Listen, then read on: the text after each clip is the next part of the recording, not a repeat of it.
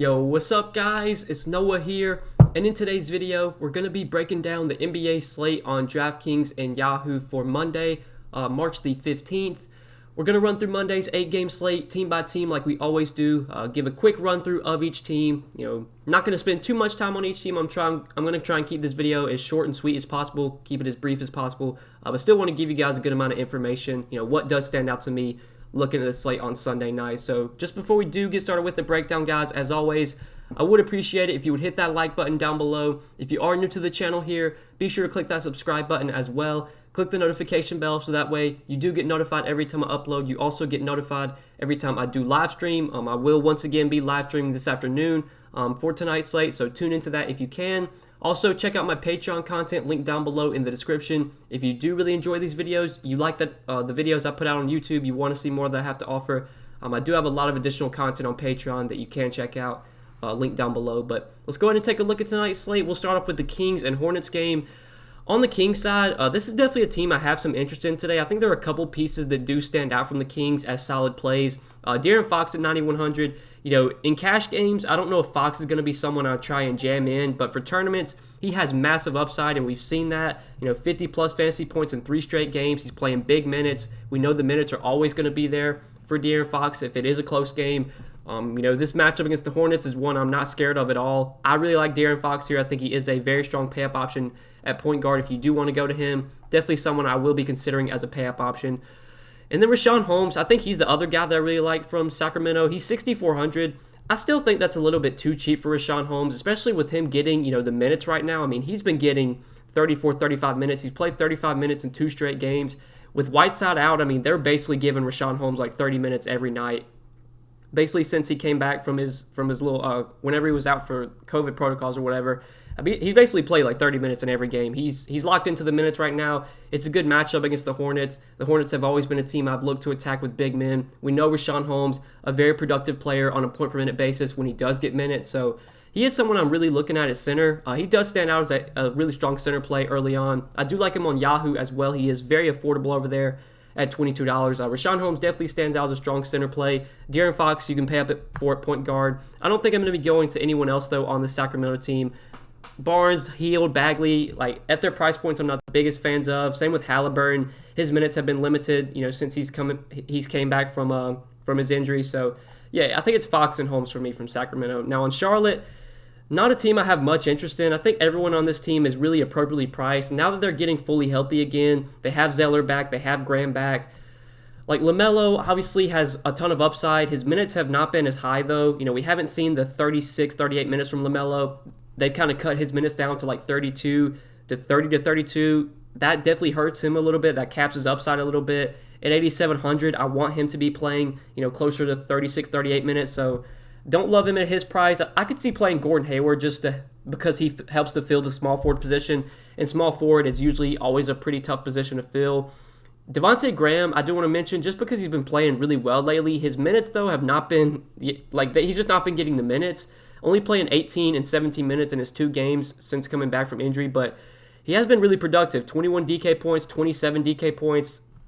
If he's not going to get the minutes, it's hard to trust him, but maybe we'll get a confirmation, maybe some sort of update on his minutes. I'm assuming that he's limited right now. They're kind of limiting him to around 20 minutes for at least a few more games. I don't know. It's risky. It's tough to roster Graham if he's not going to get the minutes, but it's good to see him playing well. I think once the minutes start to get there, once he starts to play 24, 25 minutes, if he's still this cheap, he's definitely someone I'm going to be considering rostering. It's risky. We just don't know if we don't know if the minutes are going to increase today or tomorrow or whenever. I assume he'll get back to playing, mid to high 20s minutes at some point though. But yeah, I don't see too much on this Charlotte team that really stands out as a core play. So moving on to the next game, Milwaukee and Washington. Now on Milwaukee today, I do really like Giannis here, 11,100. Giannis is someone I've always, he's someone I always try and pay up for basically any slate. In this matchup against the Wizards, we saw Giannis have a ton of success when these teams played on Saturday. 70 Draftkings points in 36 minutes. It's not surprising at all. This Wizards team, they're terrible defensively. They play at a really fast pace. Really, it's one of the best possible matchups you can get. So love Giannis. I want to try and jam him in on this slate. I like him a lot on both sides. I think he is one of the best pay-up options overall if you can find a way to fit him in. Right now, there isn't a ton of cheap value that really stands out, but there's definitely guys in the 5K to 6K range that look really good, that, you know, make it pretty easy to get at least Giannis in there. Don't know if you're going to be able to get another stud with him, but I do really like Giannis here. Now, Jrue Holiday at 6,500, I think somewhat appealing. He did get 32 minutes on Saturday. His minutes have kind of increased. You know, if he's going to be getting mid to high or low to mid 30s minutes, like if he's going to get 34, 35 minutes, I do have some interest in Jrue Holiday at 6,500. You know, that price tag is pretty appealing if the minutes are going to be there. So he's the other guy I consider on Milwaukee, but I'm not going to be playing anyone else on this team. It's definitely Giannis for sure, and then Jrue Holiday I don't mind, but nothing else from the Bucks. Now on the Wizards were a team that I had a lot of exposure to on Saturday because Bradley Beal was out. That made Westbrook a great play. Alex Lynn wound up starting, and he was super cheap. I did play him. I don't see as much from this Washington team today. Bradley Beal's expected back for this game, so you know, Beal and Westbrook, when they're both playing, you know, they're both always guys you can look to pay up for, but this doesn't feel like a slate where I'm going to be going out of my way to play them. Like Saturday, you know, I went out of my way to jam in Westbrook. I'm not going to be doing that today. Same with Rui. Like, Rui had a huge game, but I think a lot of that had to do with Bradley Beal being out. Now that Beal's back, I don't want to play Rui. The one guy I think is appealing would be Alex Lynn. So he did start on Saturday, and he actually played a ton of minutes. He played 33 minutes. He was somewhat productive, had 22 DK points in that time. If Alex Lynn is announced as the starter again, at 3,700, if you're looking for a cheaper center, you know, this is definitely not the most, like, I'm not confident in Alex Lynn. Like, I'm not confident in his minutes, but he has shown that he can be productive when he does get minutes. If he starts, I think he is viable because he's so cheap. I'd assume the minutes will be, you know, probably a good projection for him is probably like 22 to 24 minutes if he starts. He could play more than that. He could play less than that. It's risky, but he's still pretty cheap, so he's a viable option if he starts again, but I think that's it for Washington. Let's move on to the next game, New York and Brooklyn. So on the Knicks today, there's a good amount I like here. This Knicks team is kind of shorthanded. They are missing Derrick Rose and Elfrid Payton. Derrick Rose has already been ruled out, and Elfrid Payton is doubtful, and we know that Mitchell Robinson remains out. So they're definitely thin in the backcourt, and we're going to talk about some of the guards I like. But at the top, you got Julius Randle, 9,800. It's a great spot for Julius Randle against Brooklyn. I think, you know, if you want to like drop down from Giannis to Randle, I have no problems with that. I think Randle is another very strong pay-up option on this slate. We've seen Julius Randle put up massive games this year. This is a guy that has a ton of upside. He did have a pretty good game against the Nets last time they played earlier this season. We know he's getting a ton of minutes. We know he's a guy that can stuff the stat sheet. Brooklyn, bad defensive team. They play pretty fast. Really do like Julius Randle a lot here. I think he's a very strong pay-up option. RJ Barrett, you know, if you want to target someone for low ownership that has some upside, I definitely have interest in RJ Barrett. I don't see him being that popular on this slate, but without Derrick Rose, with no Elfrid Payton, maybe we see RJ Barrett have the ball in his hands a little bit more. It is a really good matchup. I don't mind going to him at 6,200. You know, I don't think he's like a top play for me by any means, but he should be low owned, which does make him appealing, especially since this, you know, Knicks team they are pretty shorthanded today.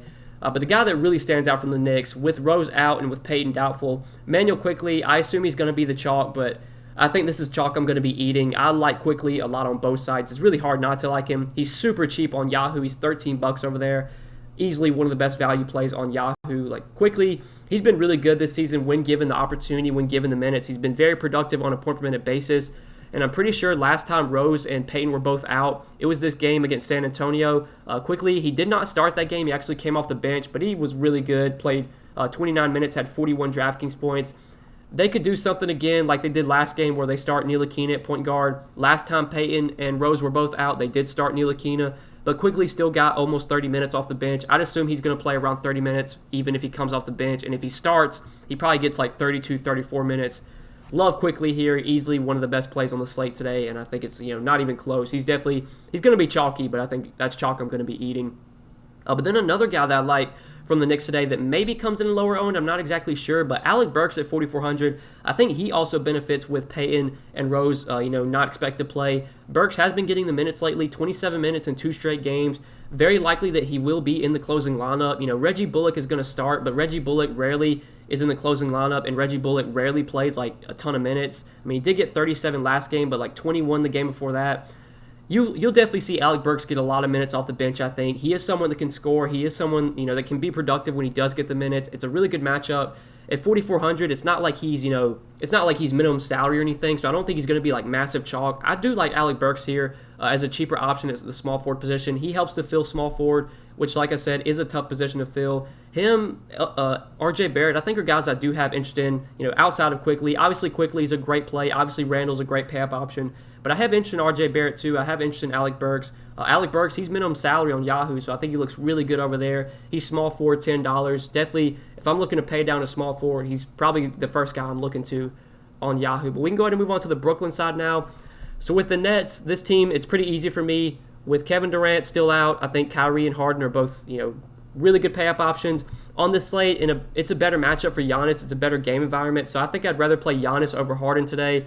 But we've seen the massive upside that Harden has. I mean, literally, he's almost – it's basically like a 50% chance that he puts up a triple-double at this point. I mean, just over his last 4 games, I mean, he has 3 triple-doubles in his last 4 games. Like, he's going to stuff the stat sheet. He has 70, 80-point upside every night. The matchup isn't great, though. The Knicks have been playing good defense this year. They play really slow. I think I prefer Giannis on this slate, but Harden is obviously a great pay-up option basically every slate. He's just been so good without Kevin Durant. He's been, dominating the usage, been getting a ton of peripherals. Him and Kyrie are just going to be the guys that do everything for this team. I think Kyrie's in play as well.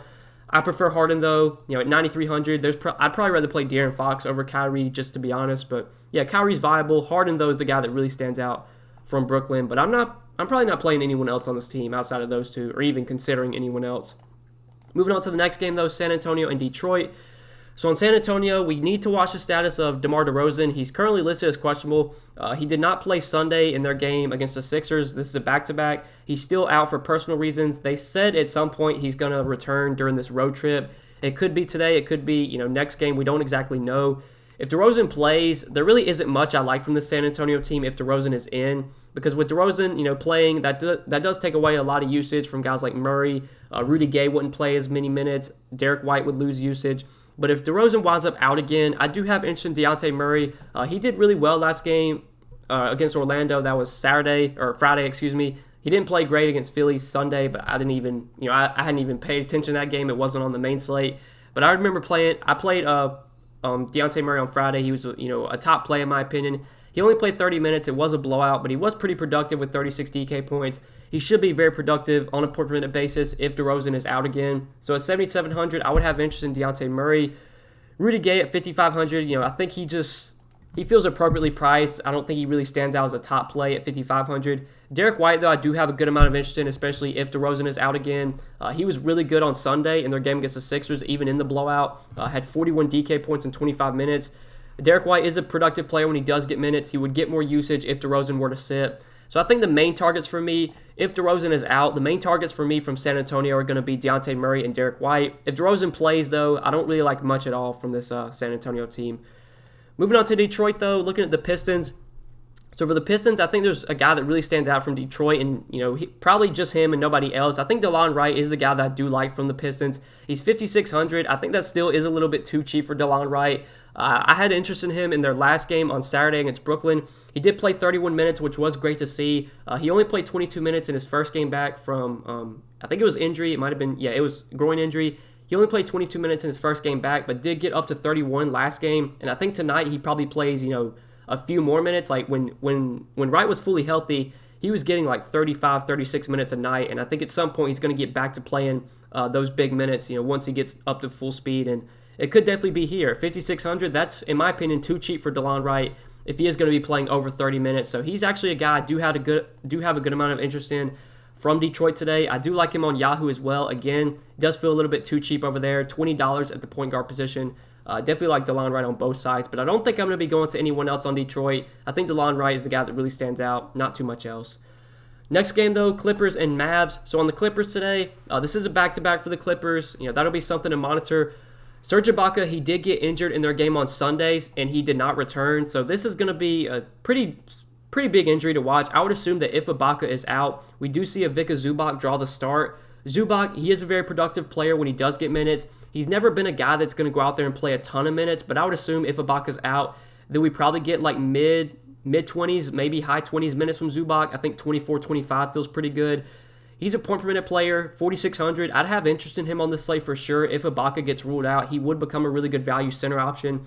Kawhi and PG, they're guys you could always pay up for. On this slate, though, I think there's other stud options I'd rather get to. Kawhi does feel a little bit too cheap at 8,900, but again, honestly, I think I'd rather play Darren Fox. I'd rather play Julius Randle. So yeah, I think really if Ibaka gets ruled out, I think Zubac's the guy I really like from the Clippers, and probably not too much else from this team. Now, looking at Dallas and looking at the Mavs, when this team's fully healthy, it's Luka, it's Porzingis, it's not much else. I think that's once again the case today. Luka at 10,600. This isn't the best matchup against the Clippers.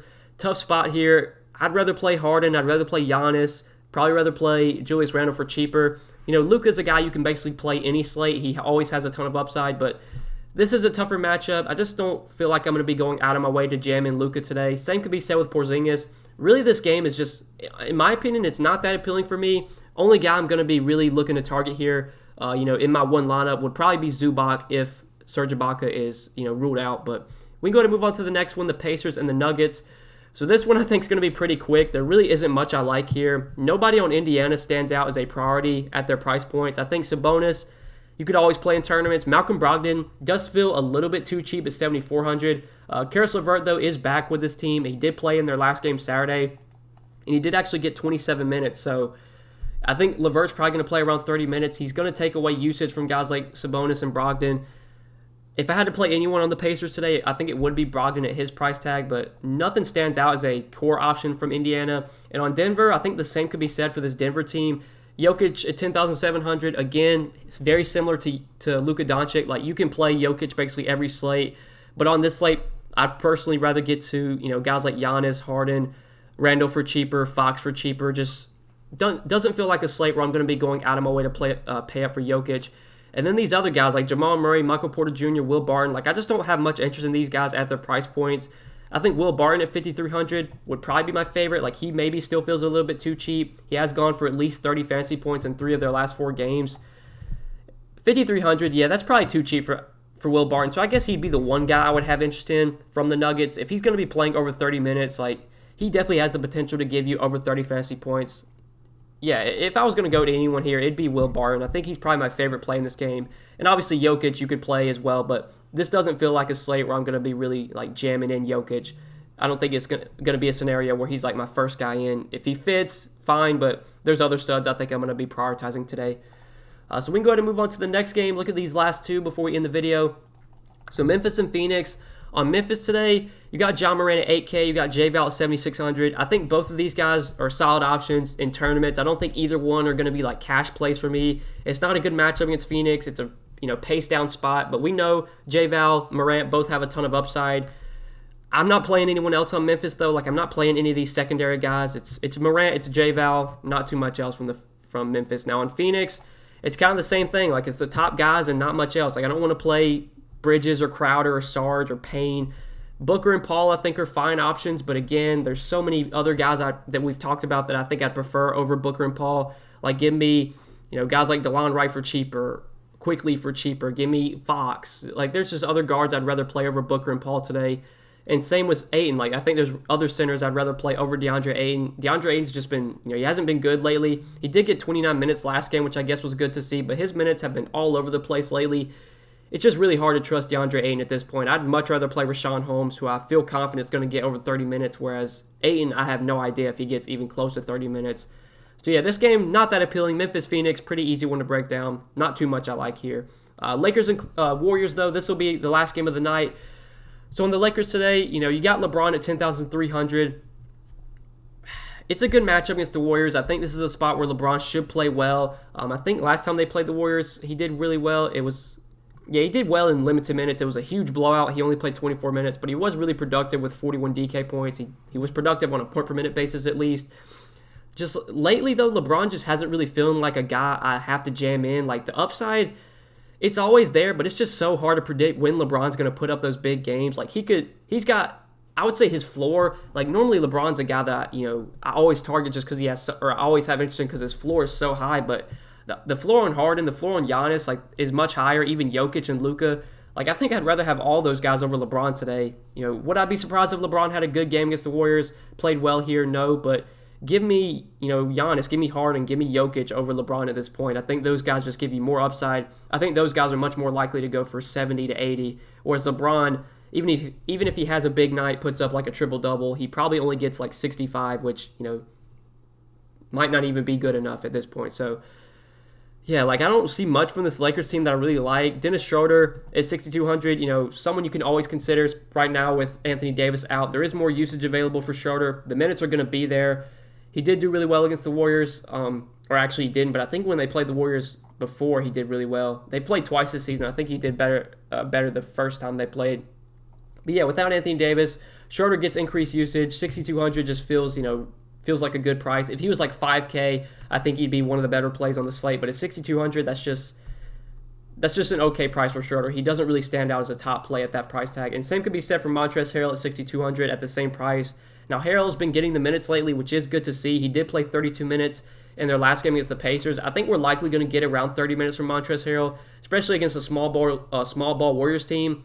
But again, he only played 11 minutes last time these teams played, which was kind of weird. But yeah, I think we're likely to get around 28 to 30 minutes from Harrell, especially while AD and Marc Gasol both remain out. So Harrell's fine, Schroeder's fine, but I really don't like too much from the Lakers today. Nothing stands out as like a core play. On the Warriors, it's kind of the same thing, except one guy I do want to mention, Draymond Green. I think he is definitely my favorite guy on this, just really in these like two late night games. I think Draymond actually stands out as a very strong option. He is someone I'll definitely be considering for my main lineup. 6,500, that is too cheap for Draymond in my opinion. Really, it's just been, if he gets his full minutes, he's likely to pay off this price tag. It's just, can the Warriors keep the game close? Against the Clippers, it was a blowout. He did bad. Against the Lakers, it was a blowout. He did bad. But against Charlotte, full minutes, huge game. Against Pacers, full minutes, huge game. Last time against the Jazz, full minutes, huge game. Like, Draymond's been good in competitive games this year.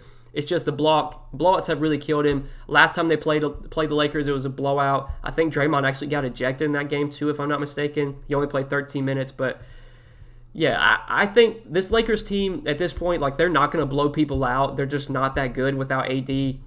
I really like Draymond here. I think this game will stay close. Right now the spread's 2.5 points. So we should expect a close game here. We should expect normal 34, 36 minutes from Draymond. If he's getting his normal minutes, we've seen he's got triple-double upside any night. He went for 56 DK points last game, even in a tough matchup against the Jazz. So I do really like Draymond. He does stand out as a very strong play from the Warriors. Curry, again, I'd give me the other studs over Curry today. I don't see anything else on the Warriors today. Definitely Draymond really stands out and not too much else. So that does it for all 8 games today, guys. I think we broke everything down team by team, so I hope you guys did enjoy this video. I do appreciate you watching. If you did enjoy, hit that like button before you do get out of here. Hit the subscribe button as well. Be sure to click that notification bell so that way you do get notified every time I upload. You'll never miss out on any of my new videos, and you also get notified every time I do go live. I will once again be live streaming this afternoon for tonight's slate, so if you're able to tune in, I'll be live on my YouTube channel, breaking everything down, talking through this slate, answering all your guys' questions. But yeah, good luck tonight, guys. Thanks for watching the video. I hope you did enjoy. We'll see you in the next one. Peace.